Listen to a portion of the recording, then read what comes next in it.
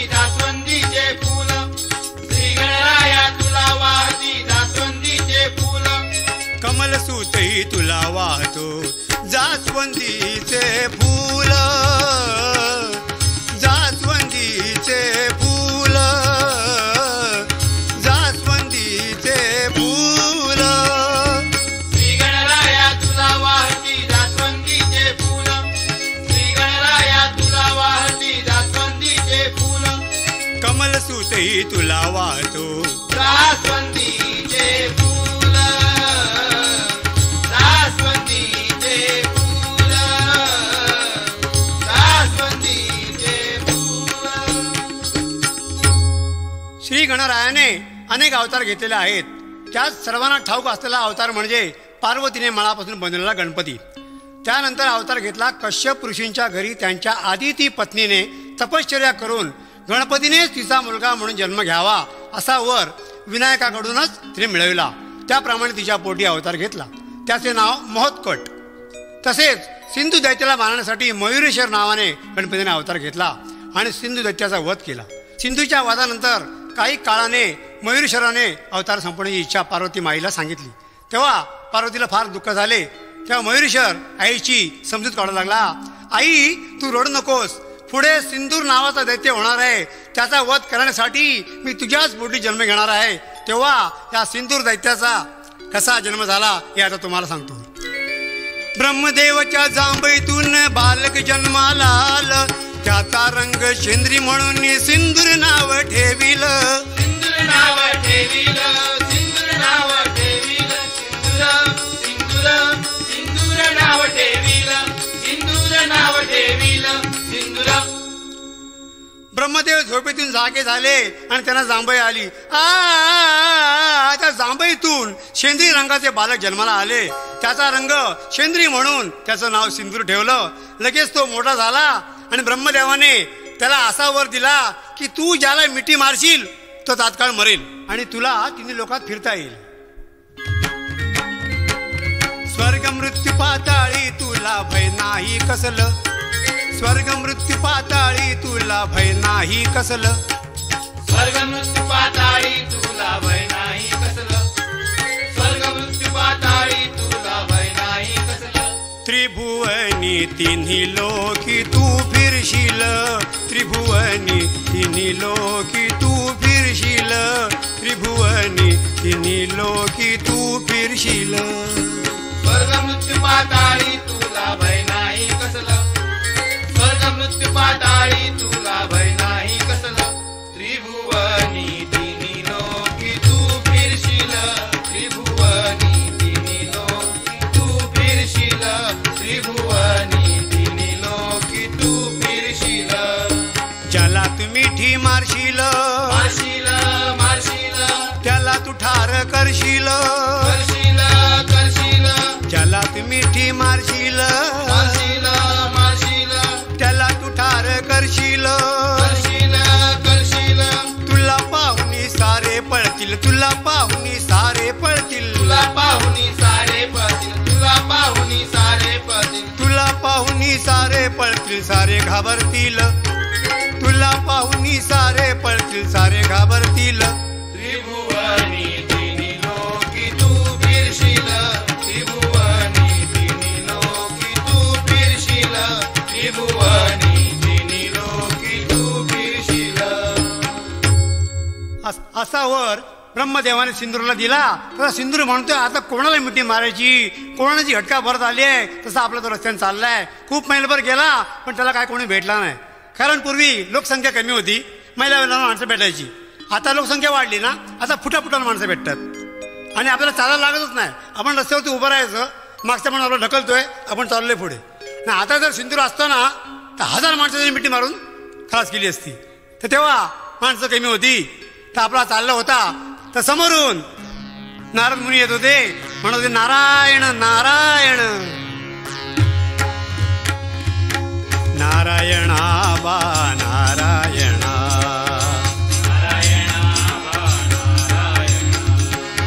नारायणा बा नारायणा,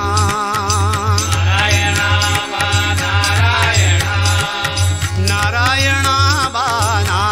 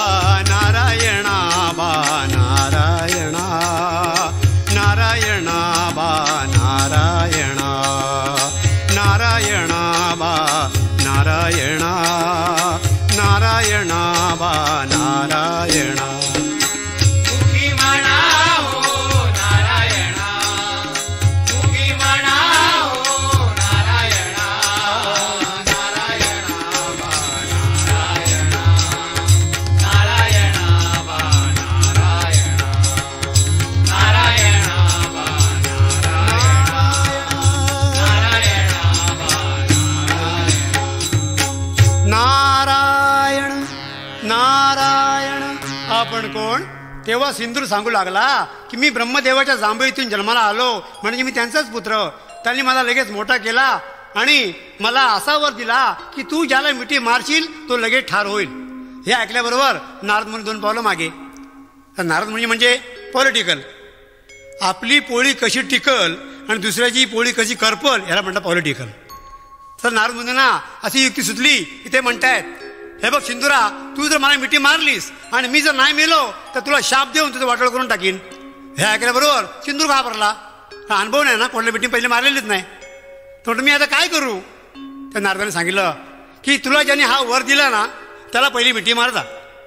तसा आपला सिंदूर ब्रह्मदेवाकडे पुन्हा गेला. म्हणतो, बाबा बाबा, तुम्ही मला वर दिलात परंतु प्रात्यक्षिक काय नाही, तर आता मी पहिली तुम्हाला मिठी मारून बघतो.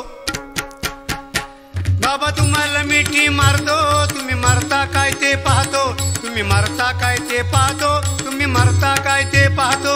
बाबा तुम्हाला मिठी मारतो, तुम्ही मारता काय ते पाहतो, तुम्ही मारता काय ते पाहतो, तुम्ही मारता काय ते पाहतो. बाबा तुम्हाला मिठी मारतो, तुम्ही मारता काय ते पाहतो, तुम्ही मारता काय ते पाहतो, तुम्ही मारता काय ते पाहतो.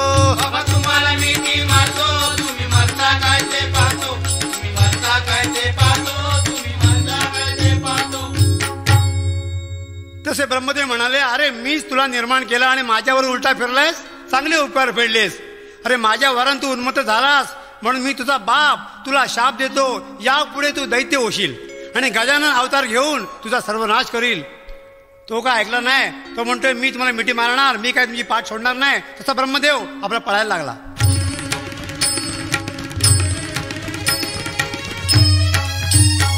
जासुता कारणी पिता पस्तावला, जासुता कारणी पिता पस्तावला, जासुता कारणे पिता पस्तावला, जासुता कारणे पिता पस्तावला.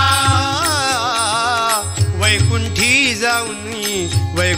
जाऊन विष्णूशी भेटला ब्रह्मा,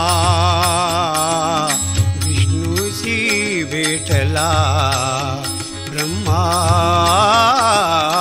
विष्णूशी भेटला. जासुता कारणे पिता पस्तावला, जासुता कारणे पिता पस्तावला. वैकुंठी जाऊनी विष्णूशी भेटला ब्रह्मा, विष्णूशी भेटला ब्रह्मा, विष्णूशी भेटला. तुम्ही ऐकाया पोराचे लक्षण, तुम्ही ऐकाया पोराचे लक्षण, तुम्ही ऐकाया पोराचे लक्षण, तुम्ही ऐकाया पोराचे लक्षण. याला केला मी निर्माण मला टाकतोय हा मारून, याला केला मी निर्माण मला टाकतोय हा मारून.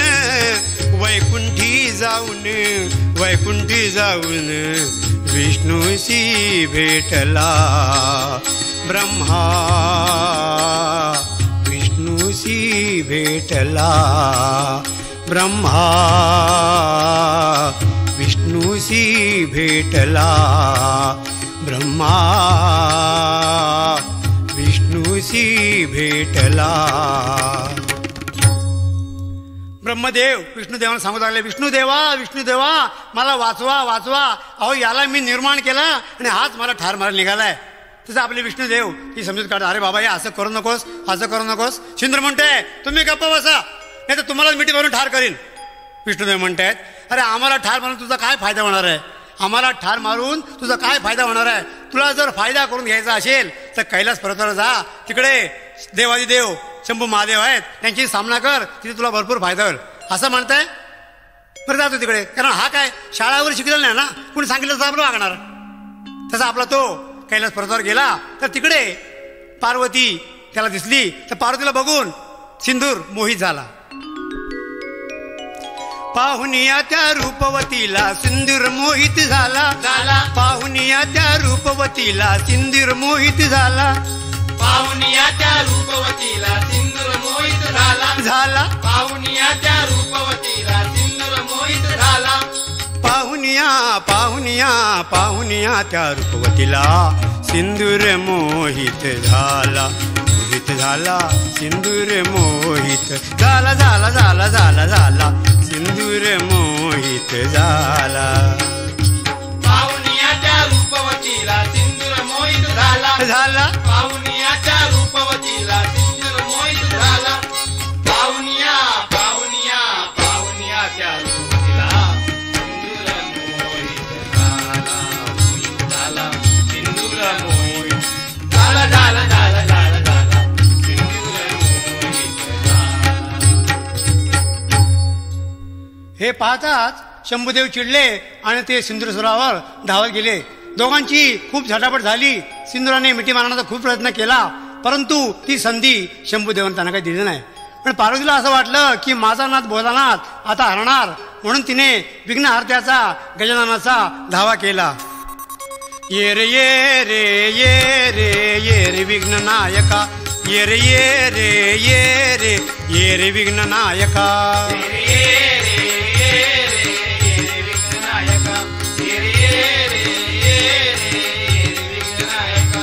मी तुला मारिते हका मी तुला मारिते हका मी तुला मारिते हका मी तुला मारिते हका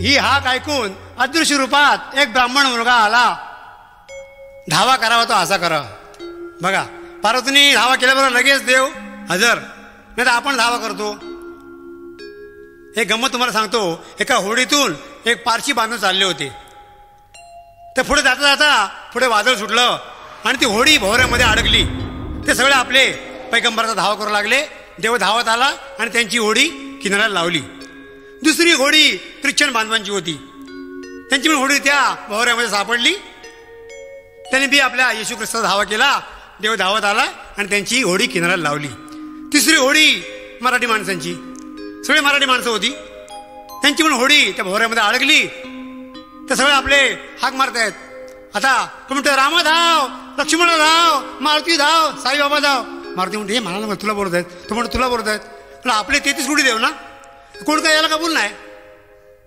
तर सगळे म्हणतायत आपण असं करूया आपला देवाची देव कोण आहे गणपती आपण गणपतीचा धावा करूया सगळ्यांनी तेव्हा सगळे आपले गणपतीचा धावा करतात तेव्हा गणपती येतो पण नाचत येतो ढक्की नेकीन गणपती नाचत येतो हे जे डुबताय तिकडे त्यातलं एक म्हणतोय अहो देवा तुम्ही नाचताय काय आम्ही इथे डुबतोय ना तर गणपती म्हणतोय मी जेव्हा डुबतो तेव्हा तुम्ही नाचता ते आता मी नाचतोय तर असा आपला धावा करायचा असा करा तर पार्वतीने धावा केला आणि एक अदृश्य रूपामध्ये ब्राह्मण आला आणि त्याने असा एक गजा प्रहार केला त्याबरोबर सिंदूर मूर्छित देऊन पडला थोड्या वेळाने शुद्धीवर आला तेव्हा ब्राह्मणाचा मुलगा म्हणाला आता तुझी पाठ टेकली आहेस तर तू आता हरलायस तू आता इथून जातोयस की मराला बघतोयस नाही म्हणतो मी जातो आणि तसा तो आपला तिकडून निघून गेला गेला गेला गेला गेला गेला गेला गेला गेला काळ तोंड करून गेला गेला गेला काळ तोंड करून गेला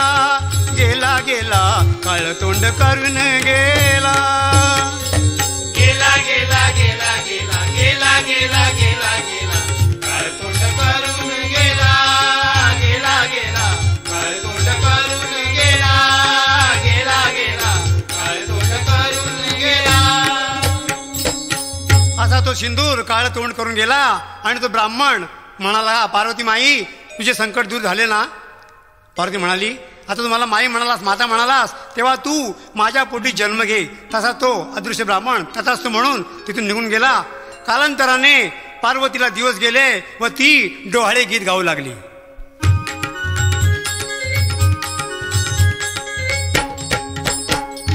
येणार येणार येणार कुणीतरी कुणीतरी येणार येणार येणार येणार कुणीतरी कुणीतरी येणार कुणीतरी येणार ग येणार कुणीतरी येणार ग येणार कुणीतरी येणार ग येणार येणार येणार ग कुणीतरी कुणीतरी येणार ग येणार येणार येणार ग कुणीतरी कुणीतरी येणार ग कुणीतरी येणार ग येणार ग कुणीतरी येणार ग येणार ग कुणीतरी येणार ग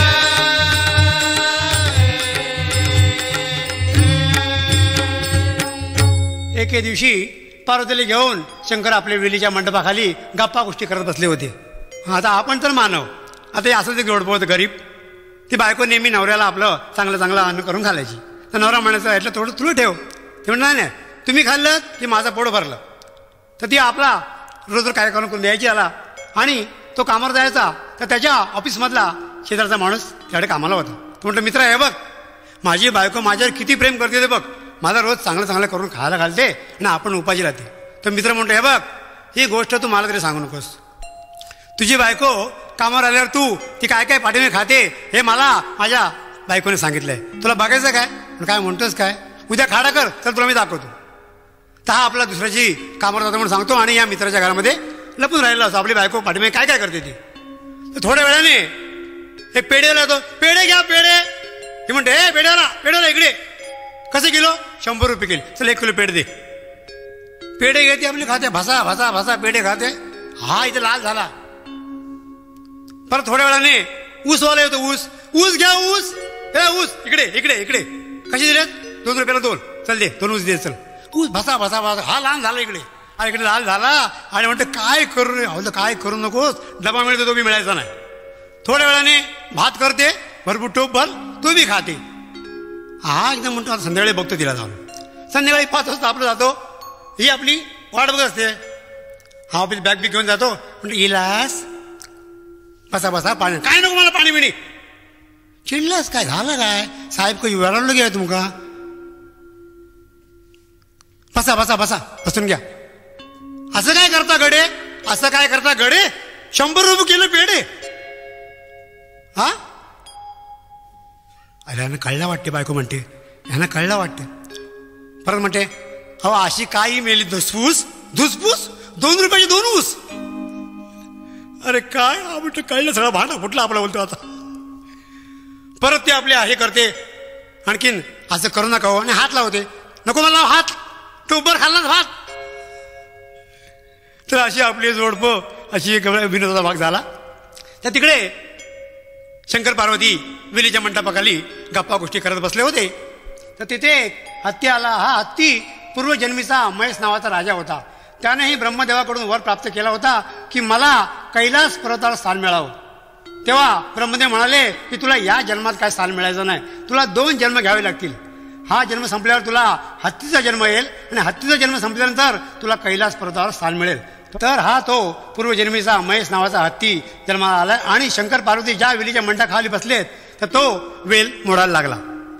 तोडिली तोडिली तोडिली तोडिली तोडिली तोडिली तोडिली तोडिली तोडिली तोडिली तोडिली तोडिली तोडिली तोडिली तोडिली मंडपाची वेल तोडिली त्या हत्तीने. मंडपाची वेल तोडिली त्या हत्तीने. मंडपाची वेल तोडली. तोडिली तोडिली तोडिली तोडिली तोडिली तोडिली तोडिली मंडपाची वेल तोडली त्या हत्तीने. मंडपाची वेल तोडली त्या हत्तीने. मंडपाची वेल तोडली. हे पाहून शंभूदेवांना राग आला आणि त्याने हत्तीच्या मानेवर आपल्या हातातला त्रिशूळ फेकला. त्याबरोबर हत्तीची मान तुटली आणि ते मुंडकं खाली पडता पडता हत्ती म्हणू लागला ओम नमः शिवाय असं बोलून त्याने प्राण सोडला. तेव्हा शंभूदेवांना फार वाईट वाटलं. अरे हा तर आपला भक्त आहे तर कोणत्या कारणास्तव हा हत्ती जन्माला आलेला आहे. लगेच शंभूदेवानी तिकडे जाऊन त्या हत्तीचे मुंडके आपल्या देवावर नेऊन ठेवले. हा आणि त्याची पूजा करू लागले आणि त्याचं जे चर्म होतं त्या अंगावर परिधान केलं.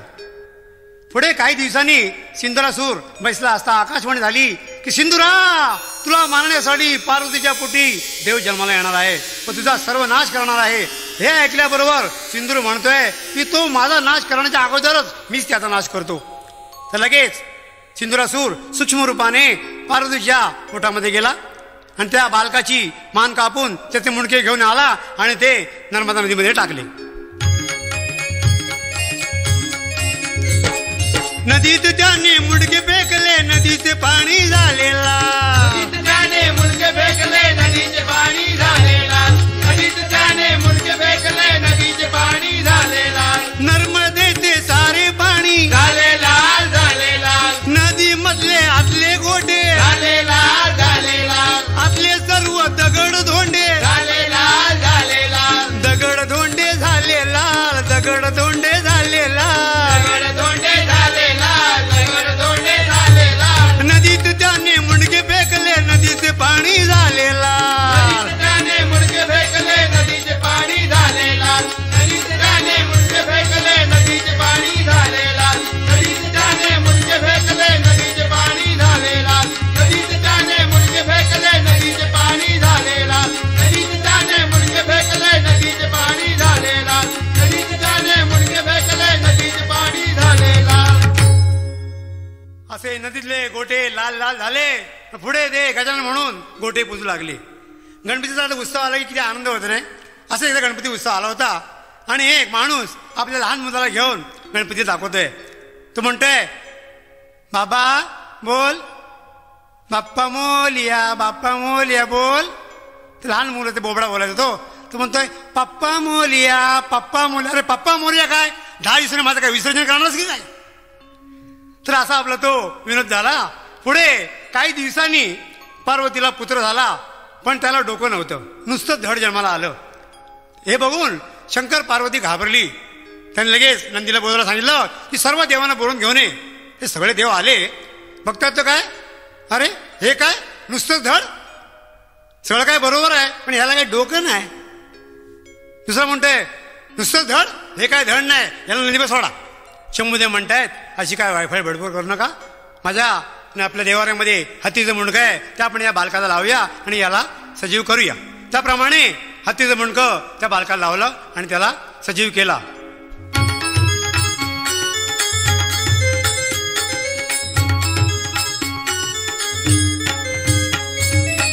गज म्हणजेच हत्ती, वदन म्हणजे आनन. गज म्हणजेच हत्ती, वदन म्हणजे आनन. गज म्हणजेच हत्ती, वदन म्हणजे आनन. गज म्हणजेच हत्ती, वदन म्हणजे आनन. चौथ्या बाळाचे नाव ठेविले हो गजानन. चौथ्या बाळाचे नाव ठेविले हो गजानन. चौथ्या बाळाचे नाव ठेविले हो गजानन. गज म्हणजेच हत्ती, वदन म्हणजे आनन. गज म्हणजेच हत्ती, वदन म्हणजे आनन. चौथ्या बाळाचे नाव ठेविले हो गजानन. चौथ्या बाळाचे नाव ठेविले हो गजानन. चौथ्या बाळाचे नाव ठेविले हो गजानन. शंभूने आपल्या गणाचा केला सेनापती. शंभूने आपल्या गणाचा केला सेनापती. शंभूने आपल्या गणाचा केला सेनापती. शंभूने आपल्या गणाचा केला सेनापती. म्हणून तुझे हाक मारिती गणपती. म्हणून तुझे हाक मारिती गणपती. म्हणून तुझे हाक मारिती गणपती.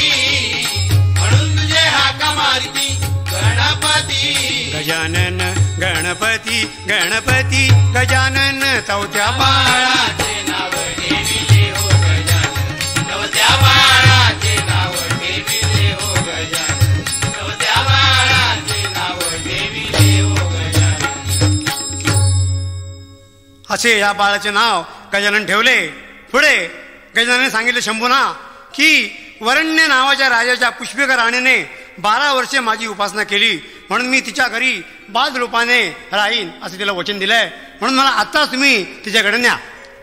तेव्हा नंदीने त्या गणरायाला त्या राणीकडे नेले. तर ती राणी इकडे विश्रांती घेत पडली होती. आपला नंदी त्याला सोडून आला तिथे गणपतीला. थोड्या वेळाने राणी जागी झाली. पाहतो तर काय एक विचित्र बालक आपल्या समोर. तिचा राग आला. ती म्हणते द्वारपाल इकडे या.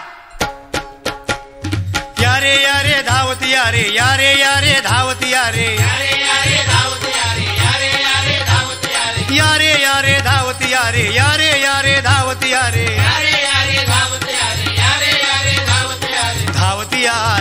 शिपाई धावतिया रे, शिपाई धावतिया रे, याला जंगलात सोडून द्या रे द्या रे द्या रे, याला जंगलात सोडून द्या रे द्या रे द्या रे, याला जंगलात सोडून द्या रे.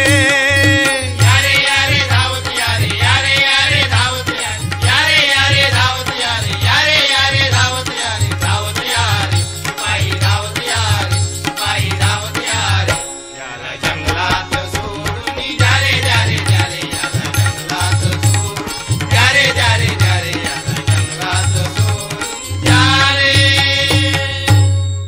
तसे द्वारपाल गजानन बाळाला जंगलामध्ये सोडून येतात. थोड्या वेळाने तेथून पराशर ऋषी चालले असताना त्याला हे बालक दिसते. ते म्हणते एवढं सुंदर बाळ कोणी सोडले जंगलामध्ये.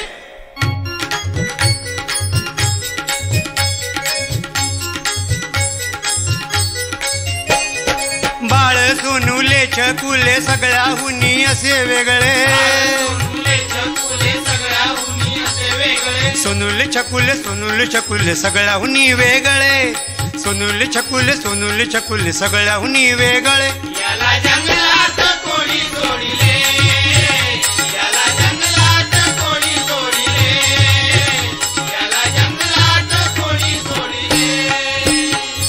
बाळ सोनुले छकुले सगळ्याहुनी असे वेगळे, सोनुले छकुले सगळ्याहुनी असे वेगळे, सोनुले छकुले सोनुले छकुले सगळ्याहुनी वेगळे, सोनुले छकुले सोनुले छकुले सगळ्याहुनी वेगळे.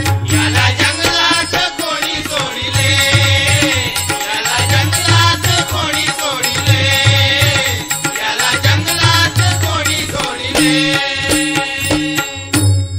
पराशर ऋषींनी चारी बाजूला पाहिले, कोणीच दिसेना. शेवटी त्याने गणपतीला आपल्या आश्रमामध्ये आणले, त्याचे लालन पालन केले. पराशर ऋषी म्हणजे आश्रमामध्ये एक उंदीर सारखा त्यांना त्रास देत होता. पूर्वीचा तो क्रोध गंधर्व.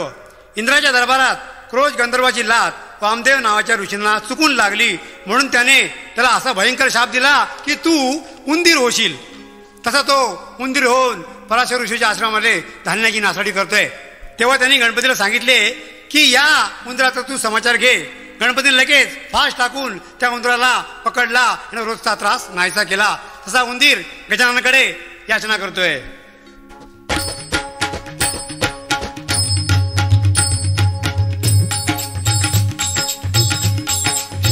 गणपती तुझा मला छंद का केलेस फासामध्ये बंद, गणपती तुझा मला छंद का केलेस फासामध्ये बंद, गणपती तुझा मला छंद का केलेस फासामध्ये बंद, गणपती तुझा मला छंद का केलेस फासामध्ये बंद. देवा गजानने देवा करू दे मला तुझी सेवा, देवा गजानन देवा करू दे मला तुझी सेवा, देवा गजानने देवा करू दे मला तुझी सेवा, देवा गजानन देवा करू दे मला तुझी सेवा. गणपती म्हणाले माग तुला काय पाहिजे तो वर माग. पण गर्वाने फुगलेला उंदीर म्हणतोय तू मला काय वर देतोस, उलट तुला जर वर पाहिजे असेल तर माझ्याकडे माग. तसे गजानन म्हणाले की तू आता माझे वाहन हो. तेव्हापासून उंदीर हे गणरायाचे वाहन झाले.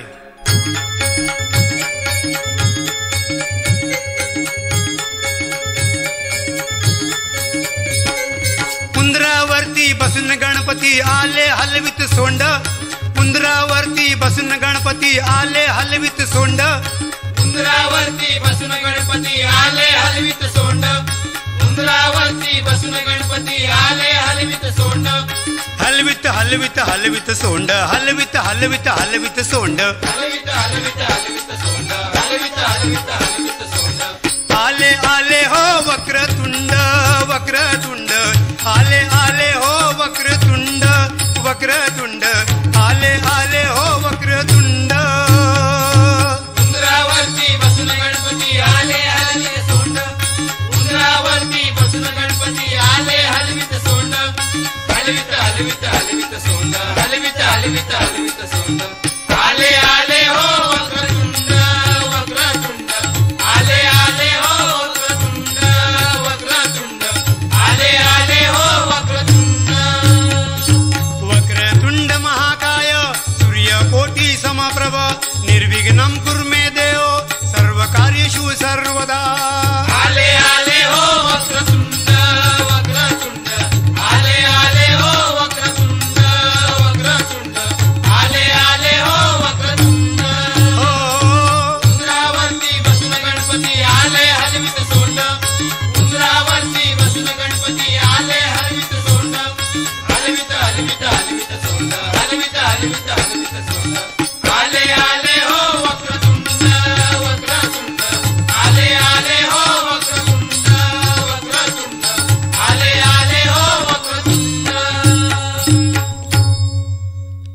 उंदरावरून एक गंमत सांगतो. जंगलात राजा सिंह वाटेवरती असा झोपलेला होता. तिकडून उंदीर आला धावत धावत धावत तुरतुर धावत आला. तो सिंहाच्या असा पोटावरनं गेला. त्याला वाटलं काय गतिरोधक आहे की काय, आणि इथे याची झोप उडाली.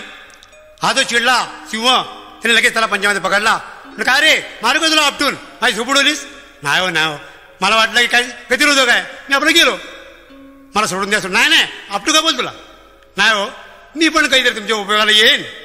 बरं असं असं, अरे तू ते उडसा उंदीर माझ्या उपयोगाला काय, मी जंगलाचा राजा आहे जंगलाचा, तू माझ्या उपयोगाला काय येणार? बरं जा जा जा. पुढे काही दिवसांनी सिंह जाळ्यामध्ये अडकतो चारी बाजून, त्याला बाहेर येता येत नाही. तर उंदीर मामा तिकडून चाललेला असतो. त्याला आठवण पडते की आपल्याला यांनी सोडवलं, आपण म्हणजे रात्र सोडवूया.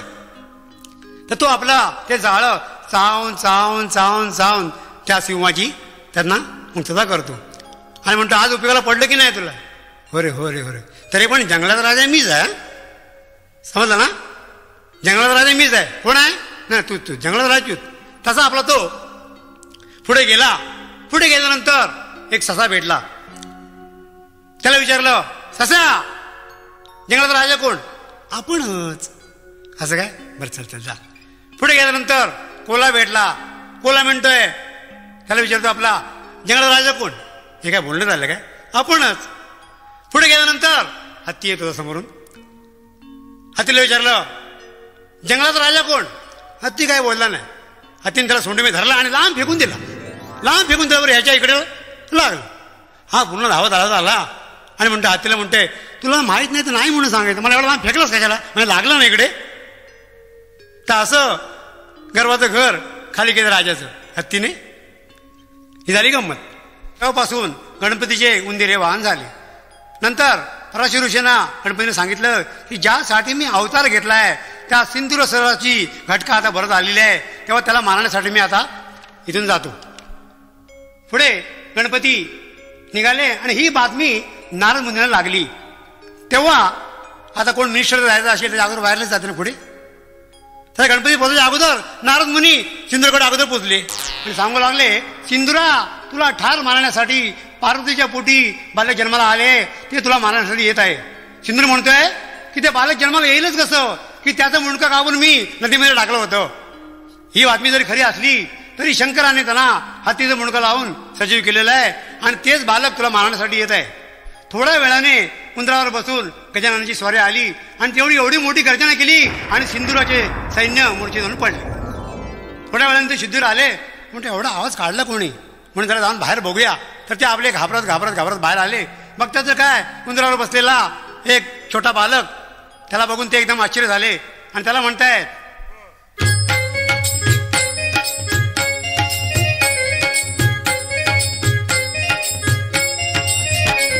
उंदीर वाहन उंदीर वाहन उंदीर वाहन उंदीर वाहन रूप पाहून रूप पाहून रूप पाहून तुझे रूप से पाहून आमचे भान गेले हरपून.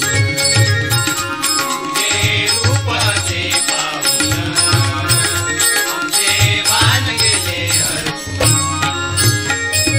उंदीर वाहन उंदीर वाहन उंदीर वाहन उंदीर वाहन रूप पाहून रूप पाहून रूप पाहून तुझे रूप असे पाहून आमचे भान गेले हरपून. तुझे रूप से पाहून आमचे भान गेले हरपून.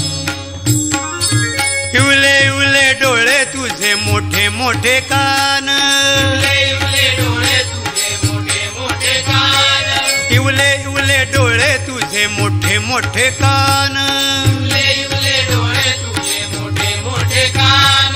चार हात लांब सोंड मोठे मोठे दोंद, चार हात लांब सोंड मोठे मोठे दोंद, चार हात लांब सोंड मोठे मोठे दोंद. चार हात लांब सोंड मोठे मोठे दोंद.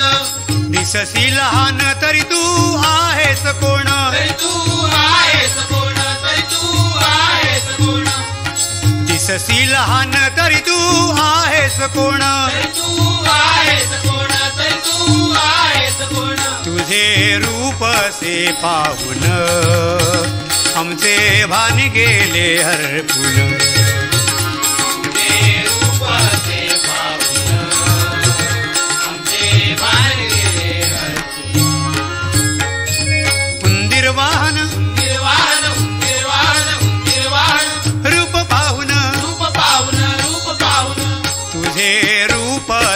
पाहुन आमचे भान गेले हरपून तुझे रूप ते पाहून आमचे भान गेले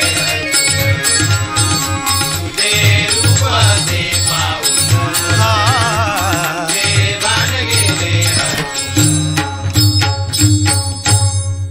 तेव्हा गणपतीने सांगितले की तुम्ही मला अजून ओळखलं नाहीत, तेव्हा मीच माझी ओळख करून देतो. शिवगौरीचा मी नंदन माझं नाव गजानन. शिवगौरीचा मी नंदन माझं नाव गजानन. शिवगौरीचा मी नंदन माझं नाव गजानन. शिवगौरीचा मी नंदन माझं नाव गजानन. शंभूदेव माझा पिता. शंभूदेव माझा पिता. पार्वती माझी माता. हो पार्वती माझी माता. शंभू माझा पिता पार्वती माझी माता. शंभू माझा पिता पार्वती माझी माता. शंभू माझा पिता पार्वती माझी माता. शंभू माझा पिता पार्वती माझी माता. शिवगौरीचा मी नंदन माझे नाव गजानन. शिवगौरीचा मी नंदन माझं नाव गजानन. शिवगौरीचा मी नंदन माझं नाव गजानन. शिवगौरीचा मी नंदन माझं नाव गजानन. शिवगौरीचा मी नंदन माझं नाव गजानन. शिवगौरीचा मी नंदन माझं नाव गजानन. मी शिवगौरीचा पुत्र गजानन आहे आणि तुमचा जो सिंदूर दैत्य आहे ना त्याला ठार मारण्यासाठी इथे आलोय. जा त्याला बोलवून घेऊन या. त्यांचा एक सेवक गेला आणि सांगतोय की एक लहान बालक तुम्हाला मारण्यासाठी येत आहे. तेव्हा सिंदूर सज्ज होऊन आला आणि इकडे लगेच गणपतीने विराट रूप धारण केलं आणि हात तलवार घेऊन त्याच्या हातात मारणार सिंदूर आपल्या गणपतीच्या एवढ्यात गणपतीने त्याला हातामध्ये धरला आणि चेपटून मारत होते. एवढं तो म्हणतोय थांबा थांबा थांबा, माझी एक इच्छा पूर्ण कराल का? मी आता मारणार नक्कीच. नेहमी फासावर जाणाऱ्याची नेहमी इच्छा पूर्ण करतात. असाच एक कैदी फासावर चालला होता. तर सांगितलं तुझी शेवटची काय इच्छा असेल ती सांग, आम्ही तुझी पुरी करू. हा म्हणतो नक्की पुरी कराल ना? बघा बघा नाही तर बघा. हा सांग सांग तुझी काय इच्छा आहे? असं करा माझ्या बदली तुम्हीच फासावर जा. तसं सिंधू दैत्य मरणारे नक्कीच होतं. तेव्हा तो म्हणाला की मरता मरता माझी एक इच्छा पूर्ण कराल का?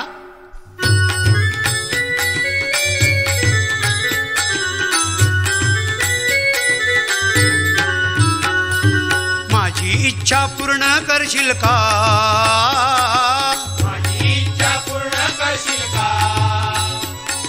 शेंद्र रंग तुला आवडेल का? शेंद्री रंग तुला आवडेल का? तुझ्या संगे माझे नाव जोडशील का? तुझ्या संगे माझे नाव जोडशील का? तुझ्या संगे माझं नाव जोडशील का? तुझ्या संगे माझं नाव जोडशील का? माझी इच्छा पूर्ण करशील का? माझी इच्छा पूर्ण करशील का?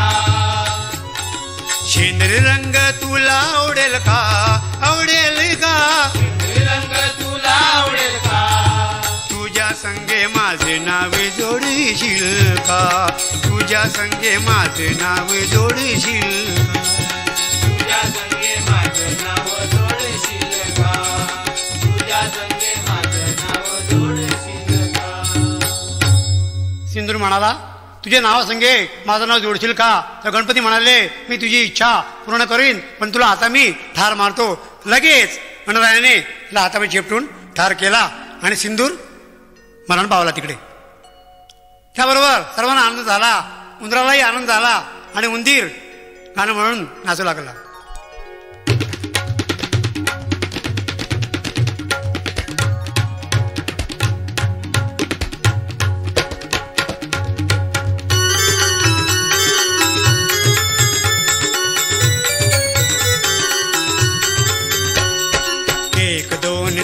चार गजाननाचा जय जयकार. 1 2 3 4 गजाननाचा जय जयकार. गजानना गजानना गजानना गजानना गजानना गजानना गजानना गजानना. नाचे रंगून उंदीर नाच तो रंगून दोन पाय वर करून. नाचे रंगून उंदीर नाच तो रंगून दोन पाय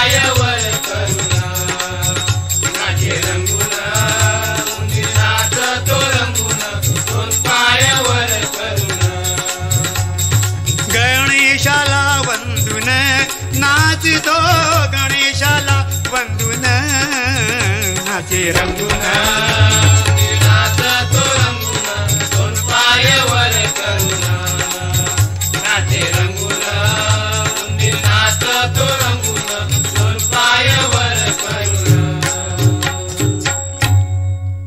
असा सिंदूर दैत्य मारला गेला.